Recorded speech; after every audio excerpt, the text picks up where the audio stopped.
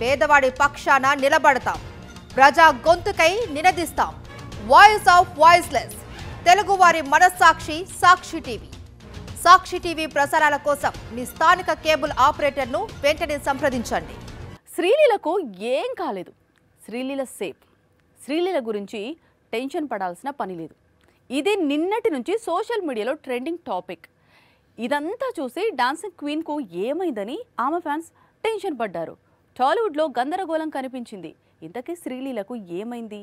ఎందుకు ఇలాంటి స్టోరీస్ కనిపిస్తున్నాయి? బాలీవుడ్ లో సయ్యారా రిలీజ్ కావడం ఏమో కానీ ఈ సినిమా వల్ల మోస్ట్ ఎఫెక్టెడ్ పర్సన్ మాత్రం శ్రీలీలే.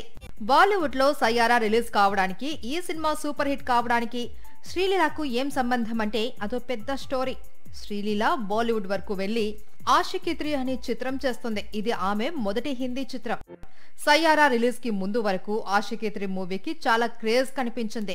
ఎప్పుడైతే సయ్యారా రిలీజ్ అయి ఆషికీ 3గా ఆడియన్స్ కు దగ్గరైందో, 400 కోట్లకు పైగా వసూళ్లను రాబట్టిందో, శ్రీలీల హిందీ డెబ్యూ మూవీకి కష్టాలు ప్రారంభమయ్యాయి.